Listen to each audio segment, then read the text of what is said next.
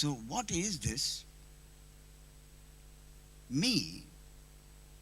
Where has it come from? Does it really exist?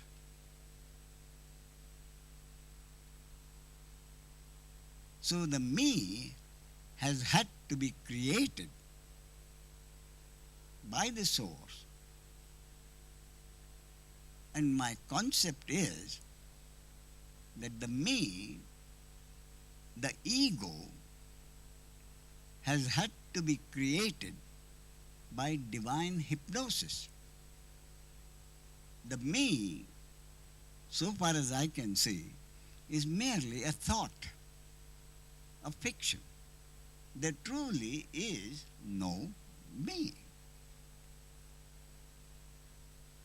And if there's truly no me, but someone who identifies himself with a particular body mind organism and a name, and that's all it is. The me is merely an identification with a body mind organism and a name. When people have been coming to me and I ask this question, we are talking of the ego. What is the ego? Identification with a particular object with a name. So, an animal responds to his name being called. The ordinary person responds to his name being called. And a sage responds to his name being called. So, what is the difference between the animal, the ordinary person, and the sage?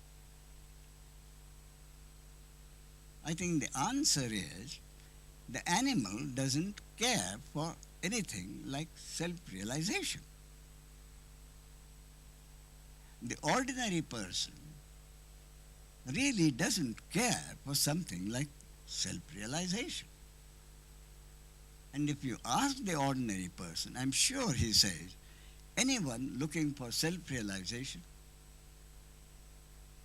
as against seeking money or fame or something like that, they're just wasting their time.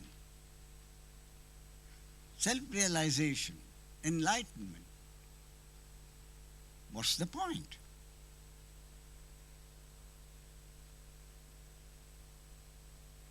Therefore, on this point, on these 2 points, who is this me, which is the ego, and what does this me want through self-realization? So who is the one who is seeking self-realization? It can only be the ego, which really doesn't exist.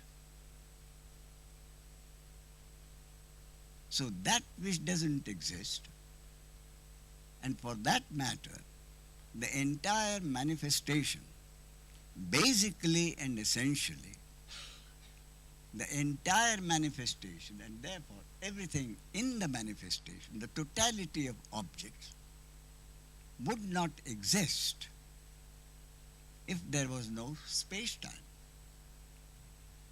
There would be no manifestation if it is not extended in space to exist as three-dimensional objects. And in any case, the three-dimensional objects extended in space would still not exist if they are not observed. And that is what the physicist says. An object does not exist if it is not observed. So for any object to exist, it has to be extended in space to exist with its 3 dimensions, and extended in time so that it can be observed. So in other words, space-time is the mechanism without which the manifestation cannot exist. I repeat, It's very clear that space-time is the mechanism without which the manifestation and everything in it cannot exist. So, where is space-time? There is no space-time. Space-time is a concept. And the physicists now keep saying there is no such thing as time. So if space-time does not exist, how can something which depends for its existence on space-time exist? So if space-time does not exist, the manifestation does not exist. This is the essential basic. And when this is accepted, and it is accepted, then the sages, many masters throughout there, have come to the conclusion that the manifestation does not exist. Therefore, repeatedly we are told there is no creation, there is no dissolution.